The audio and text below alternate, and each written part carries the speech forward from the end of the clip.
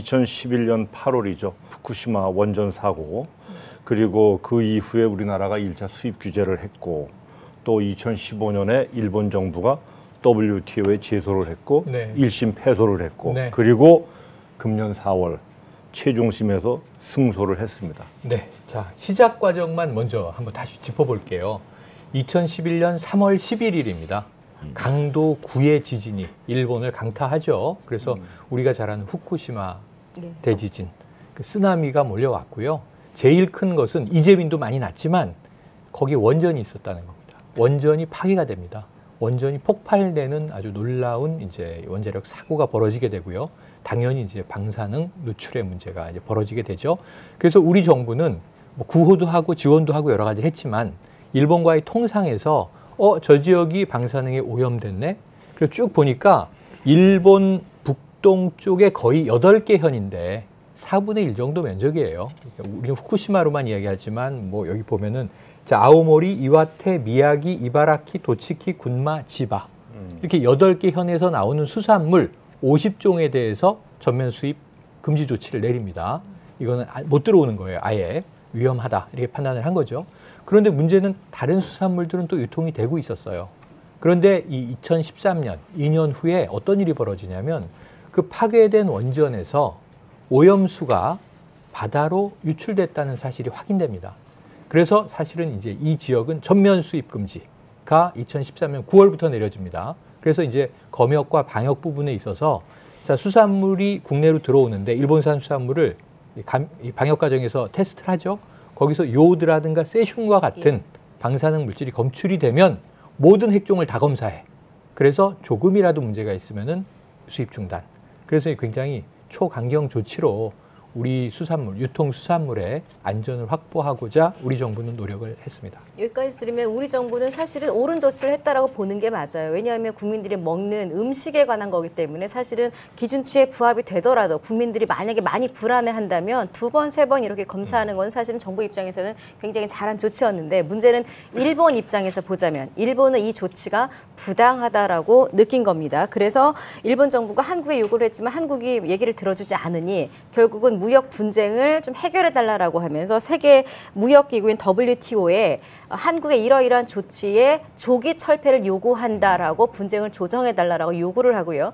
WTO가 그럼 너희들끼리 한번 잘해봐. 조정을 하려고 했는데 당연히 이루어지지 않았습니다. 그러자 이제 일본이 정식으로 그럼 재판까지 이제 가겠다라는 지경에 이르게 됐고요. 결국 WTO 소위원회 주관으로 강제 해결 절차를 밟게 되는데 일본 측이 제기한 쟁점이 크게 4가지입니다. 4가지가 차별성, 그리고 무역 제한성, 투명성, 검사 절차인데 이 4가지 중에 사실상 투명성이나 검사 절차는 크게 의미를 부여할 필요는 없는 부분이었고 핵심 쟁점이라고 한다면 차별성과 무역 제한성이에요. 조금 설명을 드리자면 차별성은 뭐냐 하면 일본에 대해서 지나치게 차별한다. 지나친 차별이다. 그러니까 이거를 한국이 잘못했으니까 제대로 풀어주십시오라고 요구하는 거고요. 2번째가 이제 무역 제한성인데 마찬가지예요. 이런 이유로 무역을 제한하는 것 자체가 좀 과하다. 통상적이지 않다. 이제 이런 의미로 한국의 조치에 대해서 조금 WTO가 해결해 주십시오라고 재판까지 가게 됐는데 1심에서 WTO 분쟁 해결 기구에서는 일본의 손을 들어줬습니다. 일본 말이 맞다. 한국에서 좀 지나치게 차별을 했고 지나치게 공정성을 좀 제한 면이 없지 않아 있다. 그러니까 일본의 입장이 맞다라고 다시 말하면 한국이 패소를 하게 된 거죠. 우리 입장엔 상당히 속상한 일이었지만 속상한 걸로 그치면 안 되겠죠. 한국에서 이 결과를 인정할 수 없습니다. 라고 다시 상소를 제기를 해서 2018년 4월에 우리 정부가 상소를 제기하게 되는데요. 그해 12월에 상당히 이쪽 분야에서 이례적인 일인데 1심을 깨고 우리가 패소했던 1심을 깨고 다시 일본이 패소하는 결과 다시 말하면 필요 이상으로 한국이 부당한 무역 제한을 한 것이 아니다. 첫 번째 뒤집었고요. 2번째 불공정하게 차별했다라는 것도 굳이 그렇게 볼 수가 없다라고 하면서 둘 다 우리 한국의 손을 들어주게 됩니다. 2011년에 이제 사고가 일어났지 않습니까? 그리고 그 이후에 51개국이 그 수산물 수입 규제를 했다고 그래요. 그리고 지금도 뭐 중국, 대만, 또 러시아 등 우리나라를 포함한 20개국 정도가 여전히 규제를 하고 있는데 왜 일본은 우리나라만 그렇게 제소를 했습니까? 그 일본에 대해서 수입 규제 조치를 취한 나라는 말씀하신 대로 51나라가 많습니다. 맞습니다. 근데 그 나라들은 우리나라를 포함해서 모두 2011년 3월 11일 그 처음 후쿠시마 지진이 일어났을 때, 그때 원전이 폭파되었을 때 그때 조치를 취한 나라들입니다. 지금 일본이 2년 후에 그 후쿠시마 발전소에서 오염수가 그 방류가 됐습니다. 그때 조치를 추가적으로 더욱더 수입을 제한하는 조치를 취한 나라는 우리나라가 유일합니다. 그래서 일본 입장에서는 방사능을 대량 방출할 수 있는 원자력 발전소가 폭파된 것, 그것에 따른 수입 규제 제한 조치는 자기네들이 사실 할 말이 별로 없으니까 참았는데, 이 오염수는 사실 큰 바다에 아주 큰 그 대양에 어느 정도 조그만 양이 나갔기 때문에 큰 문제가 없을 것으로 보는데, 한국이 그것을 이유로 추가적인 제재 조치를 하니 거기에 대해서 아마 좀 기분이 안 좋았을 테고요. 또한 그 다른 나라가 한국의 뒤를 이어서 또 추가적인 조치를 하지 않을까 싶어서 그렇죠. 우리나라에 대해서 아주 그 격렬하게 그 제재 조치를 해제해 달라고 요구를 했던 것입니다. 그런데 이것이 이제 최종적으로 우리가 만약 졌다. 네. 그럼 이제 우리 밥상에 후쿠시마산 수산물이 이제 올라올 수 있는 제한 없이 올라오는 거 아니겠습니까? 그래서 그때 여러분 좀 불안하지 않으셨어요? 혹시 처음 불안했죠. 졌을 때? 네. 사실 이 사건 자체가 굉장히 이례적인 일이잖아요. 그러니까 기존의 어떤 통상적인 지속적인 기간을 가지고 판단할 수 있을 만한 일이 아니기 때문에, 게다가 이게 범위 자체가 바다로 퍼진다. 그리고 방사능 이 단어가 들어가는 순간 전문가들이 뭐라고 한들 저게 진짜 되겠어? 이미 바다는 망가진 거 아니야 정도의 극도한 불안감이 있는 상태에서는 사실은 정부가 어떤 조치를 한다고 해도 국민들이 불안했을 거예요. 그 2심은 사실시임이 아니라 예. 새로운 사실관계를 2심에 낼 수가 없습니다. 1심에서 이제 졌는데 아유 하다 보니까 이러한 새로운 사건 관계가 나오네요. 있었습니다. 예. 새로 가져옵니다. 이런 건 아닙니다. 예. 1심에 했던 그 자료 그대로 가지고 해야 됩니다. 그 1심에서 법률적인 문제, 법률적인 하자, 이것을 좀 따지는 게 이제 상소심입니다. 예. 그래서 그 상소심을 맡고 나서는 우리 그 산업통상자원부에서는 1심 판결 중에 1심 판결의 팩트 자체를 뒤집어 엎기는 좀 힘들어 보였습니다. 하지만 1심 판결 중에 판단 과정 중에 법률적으로 오류가 있었던 부분이 혹시 없느냐. 그러니까 지금 1심은 우리나라 조치가 차별적이라고 했습니다. 예. 대장균 1000마리면 1000마리 똑같은데 왜 1000마리 미만으로 나왔는데 딴 집은 가만히 놔두고 왜 일본 냉면집에 대해서만 추가 자료를 내느냐.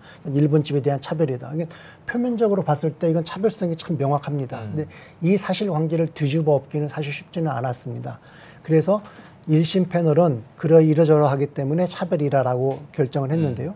그 차별이라고 하는 그 결정에 이르는 과정 중에 혹시 법률적으로 흠결이 없을까, 무슨 이런 점이 없을까, 그걸 한번 찾아보자. 이게 지금 잘 찾아지진 않았습니다. 그래서 뭐, 그 담당 과장 말 들으면 고생 많았다고 그럽니다. 거의 뭐 판결문이 한 조그마한 글씨로 한 250페이지, 300페이지 되는데요. 거의 외우다시피 밑줄 그어가면서 읽었고, 관련되는 반개 자료까지 치면 몇몇 페이지 됩니다. 그래서 그 자료를 많이 읽고 해서 몇 가지를 찾아냈습니다. 이것을 혹시 공략을 하면은 법률적인 흠결에 해당되지 않을까. 그래서 그 법률적으로 그 유태했을 것 같은 그 부분, 그것을 찾아내는 노력이 성과를 거둔 거고, 그 상소기구 의원은 저희의 그 사실관계가 틀렸습니다 하는 저희 주장이 아니라 그 사실관계가 그렇다고 판단한 그 과정에 이러저러한 오류가 있습니다라고 하는 저희 주장을 받아들인 겁니다. 그러니까 전반적으로 1심은 일본 식품의 방사능 위험성 위주로 이제 논의가 됐다면은 이제 2심은 후쿠시마 일대의 전반적인 생태 환경적 요소도 뭐 고려가 됐다, 이렇게도 볼 수 있는 건가요? 네, 그렇습니다. 그 법에 보면 이렇게 되어 있습니다. 유사하거나 동등한 조건에 있는 나라들을 차별하면 안 된다, 이렇게 되어 있습니다. 유사하고 동등한 조건, 컨디션이라고 되어 있습니다.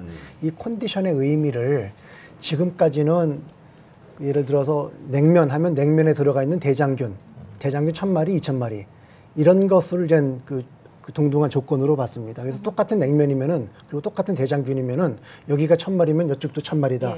이것을 지금까지 저희는 저희뿐만 아니라 거의 모든 그 식품위생 업계에서는 지금까지의 관행은 그렇게 본 것입니다. 조건이 달라졌다 이거죠. 조건. 근데 지금 컨디션이. 그 패널은 어떻게 판정을 했냐면은 그 냉면이 생산되는 또는 냉면이 팔리는 그 집의 전반적인 환경도 조건에 해당할 수는 있다라고 언급은 했어요. 그런데 우리는 그 주장하기를 바로 그러한 일본의 특이한 조건, 방사능이 오염이 되었고 지진이 일어났고 이 특이한 조건을 감안해서 이러저러해서 이렇게 조치를 취한 겁니다라고 항변을 했는데 그 항변에 대해서는 그 말을 듣고 보니 네 말이 옳다 또는 이러저러해서 틀리다 이렇게 심각하게 검토 자체를 안 하고 그냥 넘어가 버렸어요.